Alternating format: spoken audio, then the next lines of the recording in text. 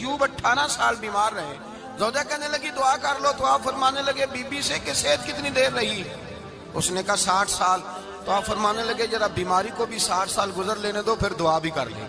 یہ دعا کی, اللہ یہ لفظ کہے, اللہ نے صحت دے دی, تندرستی آ گئی. ایک دن گھر میں بیٹھے بیٹھے زوجہ کہنے لگی کہ ایوب یہ بتاؤ دکھ اچھے کہ سکھ؟ مانے لگے سارے دن ہی اللہ کے ہیں, پر دکھ بڑے اچھے تھے. مجھ سے پوچھو تو دکھ بڑے اچھے تھے. کہا کس طرح؟ تو حضرت ایوب فرمانے لگے جب میں بیمار تھا تو 24 گھنٹے میں ایک دفعہ میرا رب میرا حال پوچھا کرتا تھا. میرا اللہ پوچھتا تھا ایوب تیرا حال کیا ہے؟ فرماتے ہیں 12 گھنٹے تو لذت ہی رہتی تھی کہ میرے رب نے میرا حال پوچھ لیا, اور اگلے 12 گھنٹے میں انتظار کرتا تھا مالک حال دوبارہ کب پوچھے گا. فرمانے لگے اب صحت تو ہو گئی ہے, پر اب میرا رب میرا حال تو نہیں نہ پوچھتا. بھائی مشکلات جو ہوتی ہیں وہ تو تجھے سجا دیتی ہیں, سوار دیتی ہیں. تجھے یاد آتا ہے کوئی اپنا, جب تجھے درد ہوتی ہے نا, تکلیف ہوتی ہے, پھر تیرا دل کرتا ہے کوئی کندھا ملے جہاں میں سر رکھ کے رہوں. پھر اسی لیے تو کسی درویش سے کسی نے پوچھا تھا اپنا کون ہوتا ہے؟ تو کہا جو تجھے دکھ کے وقت یاد آئے وہ تیرا اپنا ہے. جو تجھے عین آزمائش کے وقت یاد آئے اور تجھے اس کا نمبر فوراً تیرے موبائل پہ چلنے لگے, وہ تیرا اپنا سجن ہے جس کو تو دکھ کے وقت یاد کرے. تو بھائی مشکلات کے بعد جو اللہ آسانی دیتا ہے. حضرت ابراہیم کو آگ میں بھی پھینکا گیا, حضرت ابراہیم علیہ السلام کو ستایا بھی گیا, نکالا بھی گیا, لیکن جب ان مشکلات سے گزرے تو میرا رب فرماتا ہے وَإِذِ ابْتَلَىٰ إِبْرَاهِيمَ رَبُّهُ بِكَلِمَاتٍ فَأَتَمَّهُنَّ قَالَ إِنِّي جَاعِلُكَ لِلنَّاسِ إِمَامًا. کہا جب ابراہیم پورے اترے تو پھر ہم نے انہیں امام بنا دیا. یا اللہ کس طرح کی امامت دی؟ فرمایا میں نے اتنی اعلیٰ شان عطا کی ہے کہ اپنے لاڈلے رسول کو جناب ابراہیم کی نسل میں پیدا فرما دیا ہے. میں نے مصطفیٰ کو ان کی نسل میں پیدا کر دیا, قیامت تک کے لیے ان کا وقار بڑھا دیا. اللہم صلی علی محمد وعلی آل محمد کما صلیت علی ابراہیم وعلی آل ابراہیم. ان کی عظمت بڑھا دی, اس لیے کہ جب وہ آزمائش سے گزر کر کے آئے پھر جو آسانی دی. میرے نبی پاک صلی اللہ علیہ وسلم نے دین ابراہیمی کی بہت ساری چیزوں کو رکھا, کہا میں ملت ابراہیمی پہ ہوں. جب کوئی مشکلات کو عبور کر کے آتا ہے, جب کوئی تکلیفیں سہ کر کے آتا ہے, اس کے لیے جو اجر ہوتا ہے, اس کے لیے جو پھر اللہ کتنی ذرا بڑی توجہ کیجئے گا. لوگ سمجھتے ہیں فلاں آدمی مشکل میں ہے تو شاید مشکل میں ہی رہے گا, فلاں آزمائش میں ہے تو شاید میرا اللہ فرماتا ہے ایک مشکل دے کے میں 2 آسانیاں بھی دوں گا. تم مشکل دیکھ رہے ہو, مشکل نہ دیکھو, وہ جو اس کو بعد میں آسانی آنے والی ہے, اور ڈبل جو میں اس پر نعمت کرنے والا ہوں اس کو دیکھو. حضرت یوسف کو بھائیوں نے کنویں میں ڈال دیا تھا, اور جب کنویں سے نکلے تو مصر کے بازاروں میں بکے, اور پھر زلیخا نے الزام لگایا تو حالات بگڑ گئے. حضرت یوسف کو جیل جانا پڑا. کتنی کٹھن زندگی تھی, لیکن میرے مالک کو کچھ اور ہی منظور تھا. کنویں میں گرنے والے, بازار میں بکنے والے, جیل میں جانے والے, الزام لینے والے جناب یوسف کو رب کریم نے اسی مصر کا بادشاہ بنا دیا. اللہ پاک نے اسی مصر کا حکمران بنا دیا. اس کے لیے تھوڑا سا جتن کرنا پڑتا, تھوڑے کٹھن حالات سے گزرنا پڑتا, تھوڑی آزمائشوں کا روپ دیکھنا پڑتا. ہم چاہتے ہیں کہ ہمیں چھیڑے کوئی نہ کوئی تکلیف نہ آئے, کوئی آزمائش. یہ ہو نہیں سکتا میرے بھائی. نامی کوئی بغیر مشقت نہیں ہوا. 100 بار جب عقیق کٹا تب جا کر نگی ہوا. ہم چاہتے ہیں کہ ہمیں کچھ بھی دقت نہ آئے, مشکلات نہ آئے, اور مشکلات تو انسان کو سنوارتی ہیں بھائی, وہ تو نکھارتی ہیں. کبھی پوچھا کرو جا کر کے کسی گندم کے دانے سے کہ تو کہاں سے ہو کے آیا ہے, کہاں سے نکل کے آیا ہے, تو وہ بتلائے گا کہ بڑے مشکل مراحل سے گزرا ہوں, اور پھر اللہ نے مجھے طاقت دی ہے کہ میں انسان کے وجود کا حصہ بناؤں. تو بھائی کٹھن مراحل, آزمائشیں, تکلیفیں, یہ انسان کو بڑا انسان بنا دیتی, یہ اس کے لیے ترقیوں کا پیش خیمہ ہوتی. ہمارے جوان پریشان ہو جاتے ہیں, عورتیں خاص کر کے اس بات پہ توجہ کرے, وہ بڑی جلدی غم لے جاتی ہیں. وہ کہتی ہیں جانے میرا کچھ ہوگا ہی نہیں, جانے میرا کچھ ہو ہی نہیں سکتا. میرے بھائی درجنوں اور بیسیوں لوگ ایسے ہیں جن کی اولادیں نہیں تھی, لیکن نام ان کا ان سے بھی زیادہ ہے جو بڑے بڑے صاحب اولاد. حضرت خواجہ معین الدین اجمیری کو جانتے ہیں آپ لوگ؟ نہیں, جو جانتے ہیں وہ بولے. جانتے ہیں جی؟ لو جی, کافی سارے جانتے ہیں, تھوڑے جی رہ گئے نا. جانتے ہیں نا خواجہ صاحب کو؟ ان کے کسی بیٹے کو جانتے ہوں؟ نہیں جانتے، نہیں جانتے، نہیں جانتے آپ ان کے بیٹے کو۔ حضرت خواجہ معین الدین اجمیری رحمۃ اللہ تعالی علیہ کے بیٹے کو نہیں جانتے، لیکن ویسے آپ ہندوستان میں کسی آدمی کو چھیڑ کے دیکھیں وہ کہے گا میں خواجہ صاحب کا روحانی بیٹا ہوں، میں اولاد۔ حضرت غوث اعظم رضی اللہ تعالیٰ عنہ کی اولاد کو کم لوگ جانتے ہیں، لیکن آپ ویسے کسی کو پوچھ کے دیکھیں 11ویں والا پیر کون ہوتا ہے، ہر آدمی ہاتھ اٹھا کے بتائے گا خدا کے فضل سے ہم پر ہے سایہ غوث اعظم کا، ہمیں دونوں جہاں میں ہے سہارا غوث اعظم۔ لوگ جھوم کے بتلائیں۔ میرے بھائی یہاں لوگ پریشان ہو جاتے ہیں کہ اولاد ہوگی تو یہ ہوگا، فلاں ہوگا تو یہ ہوگا۔ بھائی ایسی کوئی بات نہیں، میرے پاس پیسے ہوتے تو میرا ابا بیماری سے فوت نہ ہوتا۔ جو مالدار ہوتے ہیں تو کیا وہ بچ جاتے ہیں؟ حضرت اسرائیل انہیں چھوڑ جاتے ہیں؟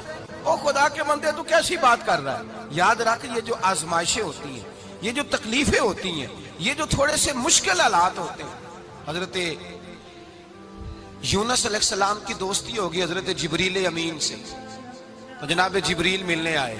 حضرت یونس علیہ السلام فرمانے لگے جبریل میرا دل کرتا ہے مجھے اس بندے کی ملاقات کرا جو اللہ کا سب سے زیادہ عبادت گزار بندہ ہے۔ حضرت جبریل امین لے گئے دور دور فلسطین کے علاقے میں، اور لے جا کر ایک بندے سے ملاقات کرائی جس کی دونوں آنکھیں بھی کوئی نہیں تھی، دونوں بازو بھی کوئی نہیں تھی، دونوں پیر بھی کوئی نہیں تھی، اور اس بندے کی زبان پر لفظ بڑا کیا جاری تھے، یا اللہ تیرا شکر ہے، یا اللہ تیرا، بول کے کہیے یا اللہ تیرا، اے اللہ تیرا شکر ہے۔ شکر شکر کر رہا تھا۔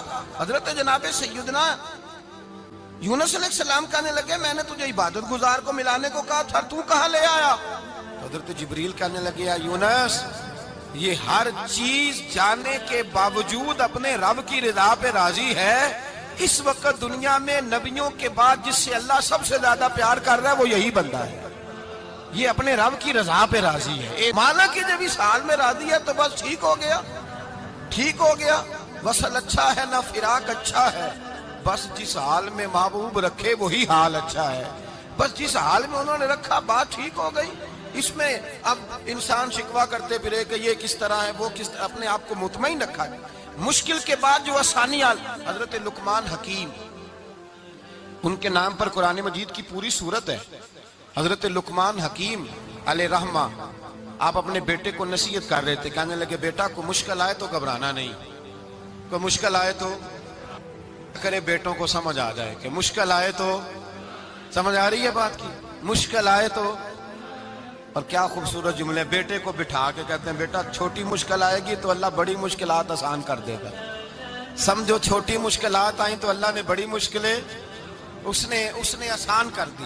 اور آپ کو بتاؤں اصل انسان ہوتا ہی وہ ہے جو مشکلوں میں جینے کا ڈھب سیکھ جاتا ہے، وہ بن جاتا ہے جو کرب کے حالات میں جینے کا سلیقہ سیکھ جاتا ہے۔ اپنے بچوں کو یہ سمجھانا، حضرت لقمان بیٹے مشکل آئے تو گھبرانا نہیں، بڑی کو ٹال دیتی ہے، وہ نیکی کا اور آسانی کا پیش خیمہ ہوتی ہے، اللہ اس کے بعد آسانی سمجھا رہے ہیں۔ کچھ دنوں کے بعد کہنے لگے آؤ فلاں اللہ کے نبی کی ملاقات کو چلیں، فلاں نبی علیہ السلام سے ملنے چلتے ہیں۔ اس زمانے میں جو نبی تھے ان سے ملنے چلے گئے۔ بیٹے کو بات یاد تھی، گھوڑے پہ بیٹھے، امام ابن جوزی نے اس کو لکھا ہے، گھوڑے پہ بیٹھے تھے دونوں کے پاس گھوڑے تھے۔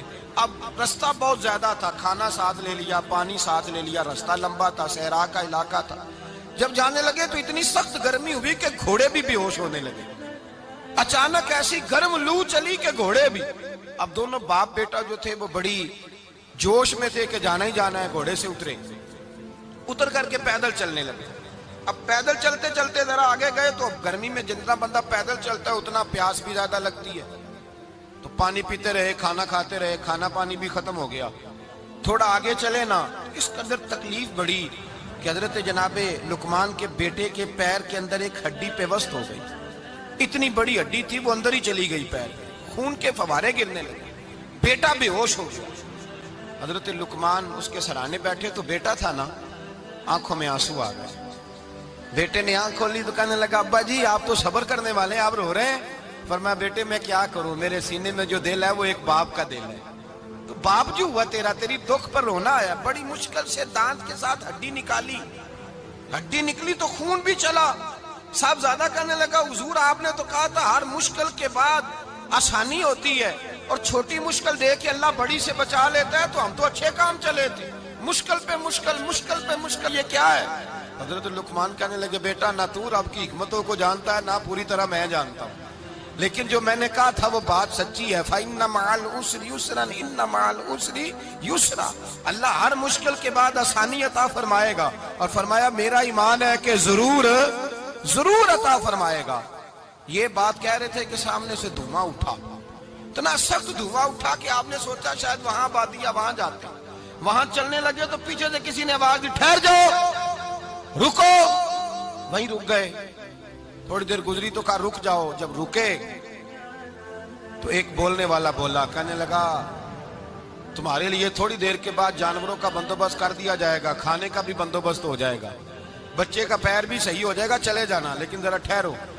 حضرت لقمان کہنے لگے بولنے والے تو کون ہے؟ تو کہنے لگے میں اللہ کا فرشتہ ہوں، میں اللہ کا فرشتہ ہوں۔ کہا اللہ کے فرشتے اور یہ سارا کچھ کیا ہے؟ تو فرشتہ کہنے لگا اصل بات یہ ہے کہ سامنے بستی پر مجھے عذاب نازل کرنے کا حکم ملا تھا، آپ بڑی تیزی سے آ رہے تھے، میں نے رب سے دعا کی کہ اللہ اس باپ بیٹے کی غلطی کوئی نہیں، مہربانی فرما۔ رب نے پہلے آپ کو صحرا میں الجھایا، پھر میری دعا کی برکت سے آپ کے گھوڑے ٹھہر گئے، پھر میری دعا کی برکت سے آپ کا پانی ختم ہوا، پھر میری دعا کی برکت سے آپ کے بیٹے کو زخم آیا، پھر میری دعا کی برکت سے سامنے سے دھواں اٹھا۔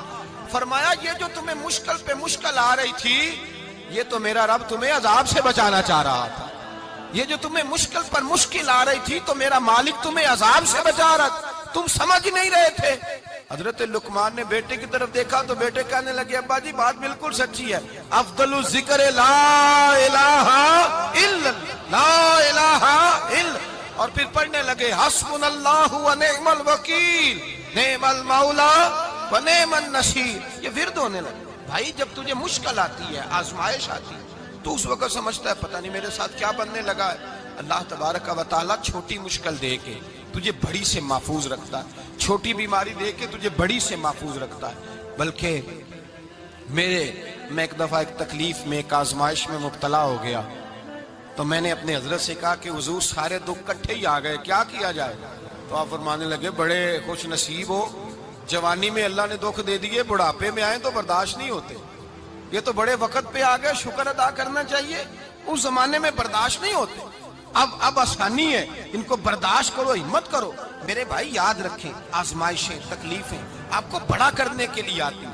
ہم آزمائش کو برا جانتے ہیں، دکھ کو برا جانتے ہیں، دکھ تو بڑے پیارے ہوتے ہیں، یہ رونے کا سلیقہ سکھاتے ہیں، یہ اللہ کو منانے کا طریقہ سکھاتے ہیں، یہ مسجد میں جانے کا۔ وہ جو سکھی بندہ ہے نا، سکھی، مجھے ایک صاحب کہنے لگے دو قسم کے لوگ مدینے سے آتے ہیں، مدینہ شریف پوچھنے لگے، کہنے لگے حضرت جی دو قسم کے بندے ہیں، کچھ واپس جاتے ہوئے تڑپ رہے ہیں، کچھ تصویریں کھینچ رہے ہیں رخصتی کے وقت، فرق کیا ہے؟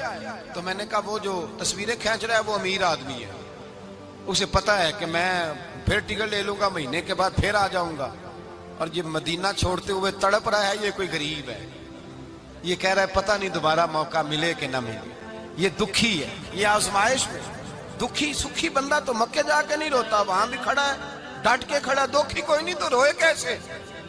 روئے کیسے؟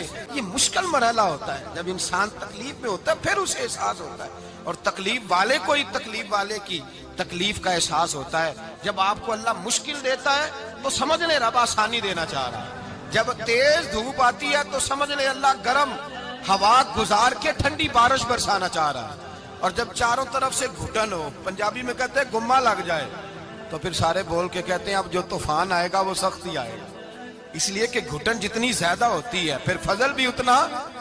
جن لوگوں نے تکلیفیں زیادہ سہی تھی رب نے عزتیں بھی زیادہ ہی عطا فرمائی، جن لوگوں نے تکلیفیں زیادہ سہی نا انہیں اللہ نے درجہ بھی۔